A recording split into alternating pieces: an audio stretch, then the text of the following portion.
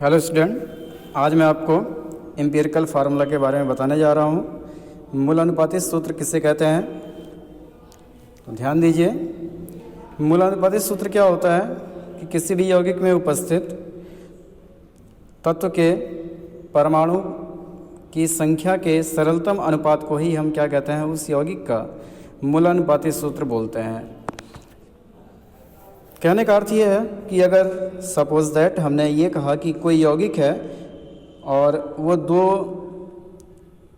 तत्वों से मिलकर बना है, कार्बन और हाइड्रोजन, और उसमें कार्बन का रेशियो 1 है और हाइड्रोजन का रेशियो 2 है। कार्बन 1 है, हाइड्रोजन 2 है, तो इसका जो एम्पिरिकल फार्मूला होगा वो CH2 होगा। इस तरीके से आप जो सरलतम अनुपात है तत्वों का, उनको जब आप लिखेंगे तो ये फार्मूला बनेगा, एम्पिरिकल फार्मूला बनेगा किसका, जो यौगिक आपको दिया है CH2। ऐसे ही देखिए यहाँ पर एसिटिलीन है, तो एसिटिलीन में कार्बन और हाइड्रोजन का जो सरलतम अनुपात होता है वो 1:1 होता है, इसलिए इसका जो मूलानुपाती सूत्र होता है CH होगा। जबकि आपको मालूम है, आप जानते होंगे कि एसिटिलीन का जो फार्मूला है वो CH नहीं होता है, ठीक है, C2H2 होता है। लेकिन हम यहाँ एम्पिरिकल फार्मूला की बात कर रहे हैं, सरल अनुपात कर रहे हैं। अगर माना C2H2 है, मैंने 2 से डिवाइड कर दिया सबको, तो 1:1 हो जाएगा। तो वही चीज़ आपका है यहाँ पर कि अगर आप सरलतम अनुपात में व्यक्त कर रहे हैं तत्वों को, तो वो उसका एम्पिरिकल फार्मूला होता है। अब इसके बाद एक चीज़ और आती है, मूल अनुपाती सूत्रभार। एम्पिरिकल फार्मूला वेट क्या होता है, तो जिस प्रकार से आप मॉलिक्यूलर वेट निकालते हैं, और मॉलिक्यूलर वेट निकालने में हम क्या करते हैं, प्रत्येक एलिमेंट्स के एटॉमिक नंबर को, एटॉमिक वेट को ऐड कर देते हैं, उसी प्रकार से यहाँ पर भी जो भी तत्व आपको, जो भी यौगिक दिया गया है, ठीक है, उन तत्वों के परमाणु भारों को हम जोड़ देते हैं। जैसे यहाँ पर एक ये यौगिक का मूलानुपाती सूत्र है, वो क्या है आपका CH है, और इसका जब मूलानुपाती सूत्रभार आप निकालेंगे तो कार्बन और हाइड्रोजन 2 एलिमेंट से मिलकर बना है, तो इन दोनों के परमाणु भारों के योगफल को आपको निकालना पड़ेगा। कार्बन आपका 12 होता है, हाइड्रोजन 1 होता है, तो 12 और 1 13, तो ये 13 क्या है, इसका 13 जो है इसका मूलानुपाती सूत्रभार है, और मूलानुपाती सूत्र इसका क्या है, CH है। तो मूलानुपाती सूत्र के परमाणुओं के परमाणु भारों का योगफल मूलानुपाती सूत्रभार कहलाता है। उदाहरण मैंने आपको यहाँ पर नीचे बता दिया। अब देखिए आगे बढ़ते हैं। अब है मॉलिक्यूलर फार्मूला, अणु सूत्र। एम्पिरिकल फार्मूला आप पढ़ चुके हैं किस तरीके से क्या होता है। अब हम आते हैं किस पे, मॉलिक्यूलर फार्मूला, अणु सूत्र। अणु सूत्र क्या होता है, किसी भी यौगिक का अणु सूत्र उसके एक अणु में उपस्थित तत्वों के परमाणुओं की वास्तविक संख्या को बताता है, ठीक है। जैसे कहने का अर्थ इसमें क्या है, आप इसको याद रखेंगे, अणु सूत्र बराबर होता है मूलानुपाती सूत्र होल n। मतलब यह है कि आप कोई भी अगर मॉलिक्यूलर फार्मूला बनाना चाहते हैं किसी भी यौगिक का, तो उसके लिए आपको सबसे पहले उसका सरलतम सूत्र मालूम होना चाहिए, या मूलानुपाती सूत्र आपको मालूम होना चाहिए, तभी आप उसका अणु सूत्र बना सकते हैं। तो यहाँ पर ये फार्मूला होता है मॉलिक्यूलर वेट का, मॉलिक्यूलर फार्मूला का, कि अणु सूत्र बराबर मूलानुपाती सूत्र होल n, और ये n जो है किसके बराबर होता है, अणुभार बटे मूलानुपाती सूत्रभार। n इक्वल अणुभार बटे मूलानुपाती सूत्रभार होता है। अब इस बेस पे एक क्वेश्चन है, एक यौगिक का मूलानुपाती सूत्र CH है और उसका मॉलिक्यूलर वेट 26 है, उसका मॉलिक्यूलर फार्मूला आपको ज्ञात करना है। तो किस तरीके से, सबसे पहले आप n का मान निकाल लेंगे, n इक्वल अणुभार बटे मूलानुपाती सूत्रभार, यहाँ पर आपको दिखाई दे रहा होगा। अब यहाँ पर अणुभार तो इसने दिया है 26, और इसका जो मूलानुपाती सूत्रभार है, ठीक है, वो कितना हो जाएगा, CH दिया है ना, तो CH अभी मैंने ऊपर भी आपको बताया था, तो CH 12 हो गया कार्बन का, और हाइड्रोजन एक कितना आया, 13 आया।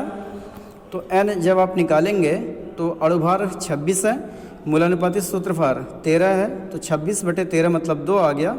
अब यौगिक का अणुसूत्र जब निकालेंगे तो आपको यहाँ पर फार्मूला मालूम है, मूलानुपाती सूत्र होल n, तो मूलानुपाती सूत्र CH है, CH का होल n मतलब C2H2, इस 2 का मल्टीप्लाई कार्बन से भी होगा और हाइड्रोजन से भी होगा, तो C2H2, ये इसका मॉलिक्यूलर फार्मूला आपका आ गया। अब इसके बाद हम कुछ क्वेश्चन को सॉल्व करते हैं, आइए देखते हैं। अब इसके बाद एक क्वेश्चन है, एक ऑर्गेनिक कंपाउंड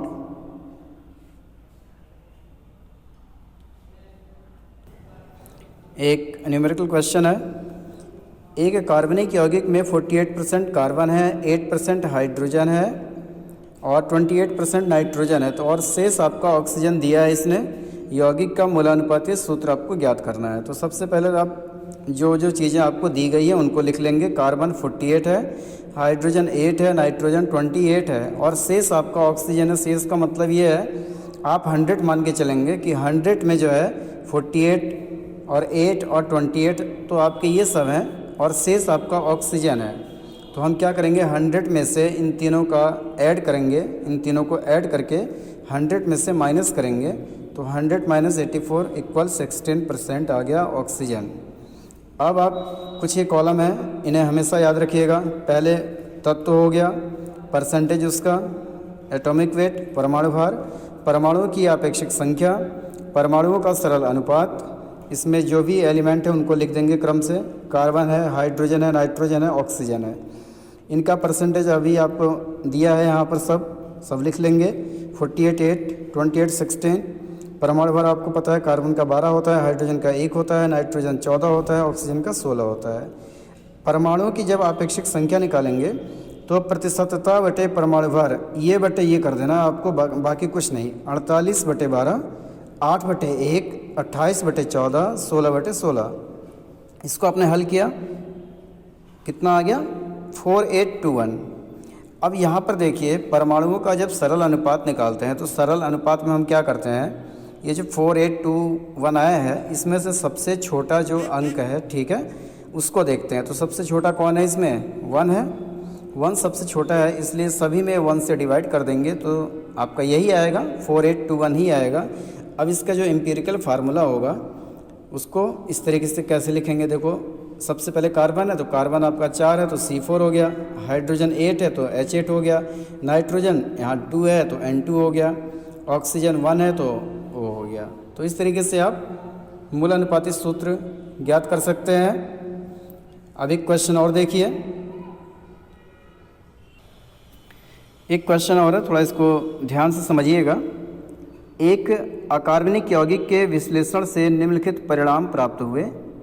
सोडियम इतना है 14.31, सल्फर 9.97%, हाइड्रोजन 6.22%, ऑक्सीजन है 69.5%।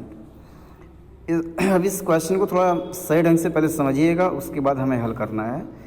इस यौगिक का अणुभार 322 है और इस यौगिक के सरलतम सूत्र और अणुसूत्र ज्ञात करने हैं।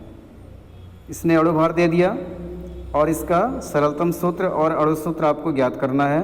उसके बाद क्या कह रहा है आपसे ये, कि यह मानते हुए कि इस यौगिक में समस्त हाइड्रोजन क्रिस्टलन जल के रूप में उपस्थित हैं, इस यौगिक को क्रिस्टलन जल के अणुओं को प्रदर्शित करते हुए भी लिखिए।